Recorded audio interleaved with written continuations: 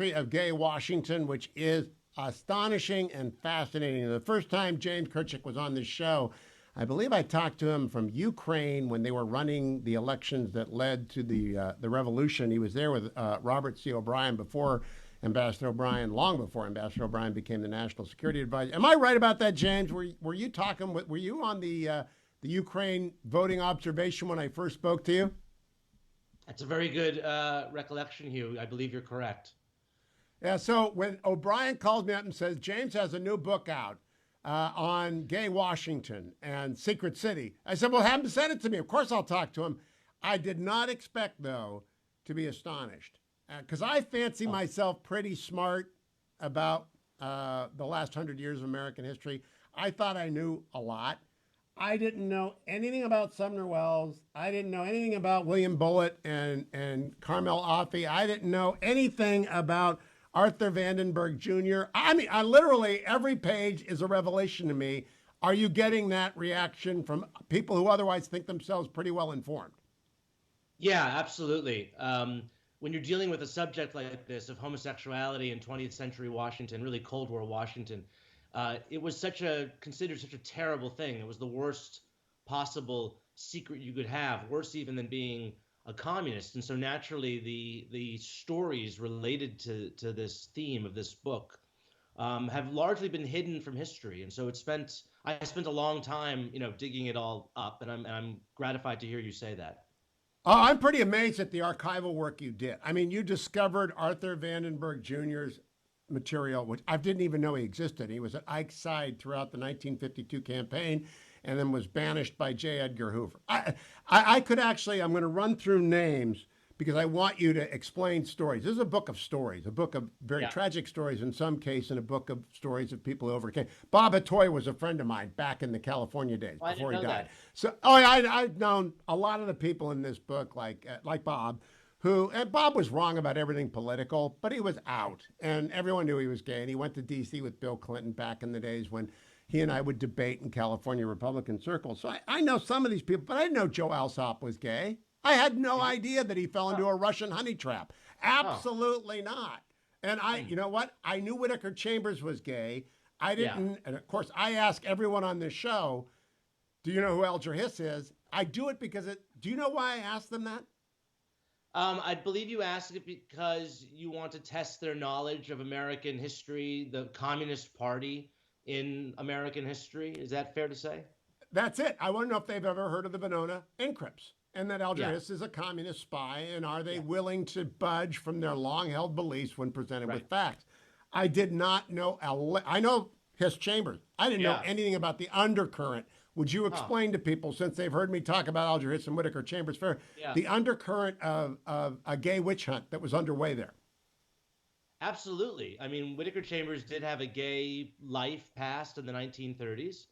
Um, at the same time that he was a member of one secret life, he was a secret communist. He was also a secret homosexual. And then in 1948, after he makes his very public accusations about Alger Hiss before the House Un-American Activities Committee, he gets word that the Hiss forces are starting a whisper campaign that he is a sexual pervert, he's a vindictive, spurned homosexual, that this is the reason why he's making these crazy accusations that um, he lusted after Hiss rejected him, and this is his, as Hiss would later call it, fairy revenge. So Chambers confesses his homosexual past to the FBI because he wants them to know in advance. And the Hiss forces, they never publicly make an issue out of this because, well, for several reasons. They're fearful that it might backfire on them, that people might start asking questions. Well, if Chambers is gay, then how did he know Hiss? Did they know each other in, the gay underground or whatnot? So they don't publicly make an issue out of it. But there's a lot of insinuation. I mean, for instance, in the public statement that Hiss released before his testimony, he refers to Chambers as queer 4 times. Now, the word queer meant something different in the late 1940s, but it also could imply homosexuality. And then during the second perjury trial of Hiss, they bring up a doctor, Dr. Carl Binger, who again isn't explicitly calling Chambers a homosexual, but he's for instance, the lawyer during the case refers to Chambers as a moral leper. His lawyer calls him a moral leper, and there's all these subtle and not so subtle ways that the Hiss forces are sort of spreading this news around town, around Washington and New York. It is a fascinating story in smear, in 1950s smear, and I also learned from Secret City that Drew Pearson would deal in this crap. Now, I know a lot, I test a book by how accurate it is about Nixon. You know a lot about Nixon, because I know a lot about Nixon. You know about the Soulgrave Club, to which my wife's great, wonderful grandmother belonged for 50 years. The Soulgrave Club may be the dustiest club in Washington, D.C., but it's also the scene where Richard Nixon saved Drew Pearson from being strangled to death by Joe McCarthy. And there's a backstory to the whole McCarthy era that you unpack here. I know Roy Cohn is gay, and I know he's got a lover on the committee staff. I know all that. That's kind of out there. But Drew Pearson, he is a wicked human being. I mean, he's just an evil, gossip-dealing slanderer. What do you think of Drew Pearson at the end of this? Well, it's weird. I mean, yes, in some places he's doing that, but he also was an ally of Sumner Welles, who's the Undersecretary of State in the Oh, you're FDR right. I forgot that. Who's really the first sort of victim of the kind of purge of gay people in U.S. government. He's an ally of Welles. He's also an ally of Lester Hunt, who is the senator from Wyoming whose son in 1953 is arrested for solicitation in Lafayette Square, who two of McCarthy's allies tried to basically threaten to out this. And he shoots himself. The senator, a sitting senator from Wyoming, he commits suicide in his office in 1954. That act becomes the basis for the great Washington novel and later film, Advise and Consent. Advise and Consent. But Pearson was an ally of Hunt. But yes, I mean, he is a smear merchant, I think is fair to say. And then later during the Reagan governorship, he's the one who comes out in 1967 alleging that there is this homosexual network in Ronald Reagan's gubernatorial office, where everyone who has lived in California has heard that story. Jack Kemp is involved, and nobody believes it. It's all made up, right. But it's all out there. In California politics, I lived there for 30 years. You can't avoid the cabin in the woods story. People deal in that stuff all the time, and you pick up on that. I want to ask you about the source of the concern about gay men and women in the national security apparatus. You note that Guy Burgess and McLean are gay and they're spies. You touch on Kim Philby, who's just a licentious son of a gun. He got lovers of both kinds everywhere on every continent. They defect to the Soviet Union.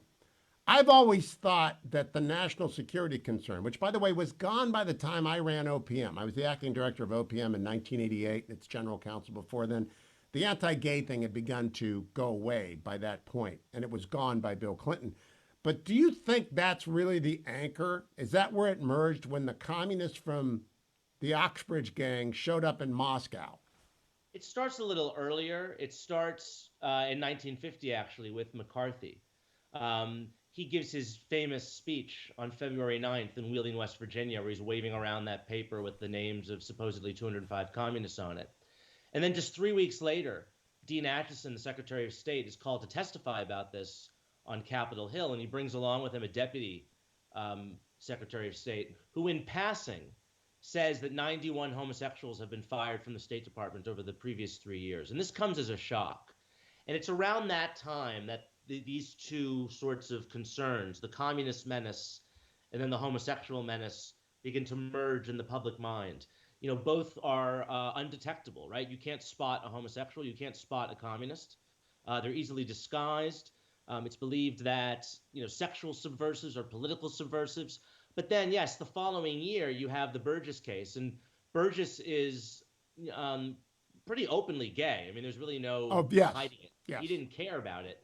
And that sort of further cements this conception in the public mind. And there's an article written the following year in Human Events magazine called The Comintern, the Homosexual International. For the benefit of the Steelers fans, Comintern is the international communist, the Communist International, Comintern. So the Comintern is the Homosexual International Network. And it's believed that homosexuals are not loyal to their. It's very similar to anti-Semitism in this sense, and that homosexuals are believed not to be loyal to the countries in which they live. They're loyal to some international fraternity. They have dual loyalties. They're conspiratorial. They act in secret, right? They live secret lives, so they can't be trusted. And this persists for quite a long time. This belief. How much of it do you put down to the fact, and I'm glad that you detailed Joe Alsop walking into a honey trap, a male honey trap, but it's a honey trap. I didn't know any of that. And he does the right thing. When the Yes. Soviets or the Chinese communists or anybody tries to blackmail you, the first thing you do is tell somebody at the top of the government, do not go along. It's like the Americans. If anyone watched the Americans, they'll understand what I did at the Department of Justice 83 and 84 was watch the Soviets watch Americans and try and blackmail them. So is there legitimacy at all to the concern that people will not do what Joe Alsop does? Right. So the Defense Department actually commissioned a study in the early 1990s during the debate over gays in the military. And they studied 105 cases, I believe, of Americans who committed espionage. And there were 6 of them who were gay. Not a single one of It's them did always it money. because of blackmail. It was because of money or It's money. ideology. The only case that was ever cited of a gay person supposedly, turning over evidence due to blackmail was in 1913. The head of the Austro-Hungarian military counterintelligence, a man named Colonel Alfred Radel. He is discovered to be turning over material to the Russians, the Imperial Russian government. He's given a pistol to kill himself. And the Austro-Hungarian military, because they're so embarrassed, they sort of put out this story that he's gay, that he was blackmailed into doing this. And it's true that he was gay, but it was discovered many years later after the fall of the Soviet Union and the archives were opened that the Russians didn't even know he was gay. And he did it because he was greedy. He had a giant wine cellar and multiple cars. He had a very It expensive usually lifestyle. is money. It's There all were ideologues in the 30s and 40s, but almost, again, I did this for a couple of years, almost always it's money. If you look at the FBI agent out in Vienna, Virginia, it's money. The Walker ring, it's money. Are you going to do a follow-up book on espionage? Because it does seem to me there's a lot of work that you've done on espionage. I'm really fascinated in espionage. That's really why I wrote this book. I'm really fascinated in the Cold War. And at Yale, I was very fortunate to study under John Lewis Gaddis, who's the dean of Cold War Studies. He wrote You George note Kenning's him in your biography. acknowledgments. As soon as I saw that, I knew why you wrote Yeah. this book, because he. And so that's kind of what I've always been interested in. I love The Americans, one of my favorite shows. I worked for Radio Free Europe when I was younger in Prague, and I've lived in Berlin. And so I've always had this intellectual, historical fascination in all things Cold War. And And I'm that's also why, but yeah, I now should I'm have also mentioned that. gay, and You're I also realized gay. that there's this huge theme that had never really been explored before in a book, and it comes up during World War II. It comes up in the CIA. It comes up during the bureaucratic battles between the FBI and the CIA. There's a great line from Daniel Patrick Moynihan where he said, "In the era of the security clearance, it was the Harvard men who were checked and the Fordham men who did the checking." And so it's this kind of class. It's this sort of I, homosexuality becomes a weapon between the blue collar, white ethnic FBI, right? They're using it yeah, against don't the go anywhere, Jamie. I got to go to a break. Don't go anywhere, Jamie. James Kirchick will be right back. The story of the secret city, he writes, of the slow but inexorable increase in acceptance, the expansion of opportunity, extension of rights and responsibilities to citizens unjustly denied that process. Reminder to everyone on the panel. James, you conclude Secret City with it. The story of the Secret City is the story of openness triumphing over concealment. But I want to point out there have always been people, including FDR. I rarely say good things about FDR, for whom someone's orientation on matters of sexuality, he is indifferent to it, provided they are competent. And there is an. Have you optioned this book yet, by the way? Because this is a television series. Have you optioned it? I'm not. I can't really be at liberty to speak about that. But All let's. right, that's fine. Yeah, You're yeah. concealing that, but that's fine. The best part of this, what I would pitch as the first episode, is FDR talking to William Bullitt about Sumner Wells, because how did you get that? And explain to people what we're talking about, because it's riveting. Sumner Wells is the Undersecretary of State. He's a very accomplished, blue-blooded aristocrat. He's a friend of the Roosevelt family, and he's essentially the Secretary of State because the actual Secretary of State, Cordell Hull, is this aging guy with wooden teeth who's falling asleep half the time and sick. And FDR is relying on Wells. And in 1940, Wells is on the presidential train and he drunkenly propositions several train porters. And this news gets into the hands of Hull, who doesn't like Wells. It also gets into the hands of William Bullitt, who's a fascinating character. He's the first ambassador to the Amazing Soviet guy. Union. He's a novelist. He's a playwright. He co-authors a book with Sigmund Freud about Woodrow Wilson. Just a fascinating character, but a real devious character as well. And the two of them try to use this against Wells, and they bring the information to FDR. And when FDR first hears this, he tells Bullitt, "Well, he wasn't doing it on government time, was he?" So he kind of shrugs it off. But there is this encounter. Well, basically, all the encounters between FDR and Bullitt kept meticulous diaries, and he would, immediately after these Oval Office meetings, he would record the exchanges in his diaries. And they're all at Yale, actually. Bullitt was a Yale grad, and his papers are at Yale. And so I poured through those papers, and I tried to reconstruct his conversations with FDR in the Oval Office as, exactly as I could. Oh, it is an incredible. FDR at one point throws his head back, and Bullitt is more rude to a president than I've ever heard of anyone being to a president in the Oval Office. And so I'm kind of astonished by it. But Carmel Offee, would you tell people he's from, is it Pittsburgh? I can't remember quite. He's somewhere in Pennsylvania. Rural Pennsylvania. He's a young son of Italian immigrants who works for Bullitt. And he's unusual in the Foreign Service in that he doesn't come from an elite background. He's not privileged at all. But he's gay, and he's also relatively open for it. This is the 1930s. And I think he's able to survive because he's so good at his job. He's an amazing stenographer. He's extremely loyal to his boss. And you see this with some of these characters in the book, like Roy Cohn. Lots of people knew Roy Cohn was gay, right? So how was he able to survive? Extremely loyal to Joe McCarthy. Would do anything. And that's a recurring, even with more positive characters like Arthur Vandenberg Jr., who you mentioned, the son of the great Republican senator, very close to Ike.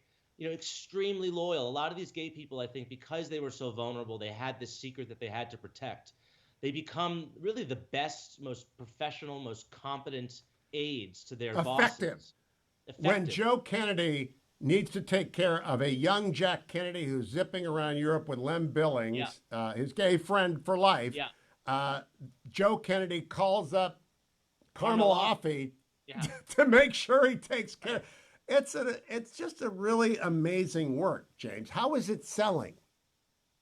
I made the Times bestseller list. It debuted at number 9, so I think it's doing pretty well. I'm getting great feedback from people across the political spectrum. I'm very gratified so far.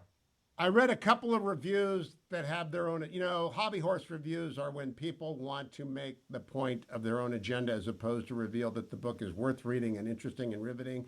How many of those have you come across? Because I read one, which is James Kirchick didn't write the book I wanted him to write. That's the review of a hobby horse review. Yeah, I don't really want to speak to any critical reviews. I've been very gratified by the book so far.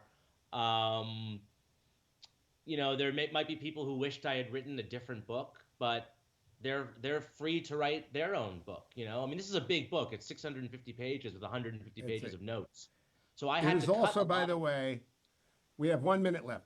It's beautifully read by whoever read it. You sent me the book, but I bought the audiobook because I had to drive up north. So we had 10 hours of Secret City, The Fetching Mrs. Hewitt and I. My question, I did not know. The first October surprise.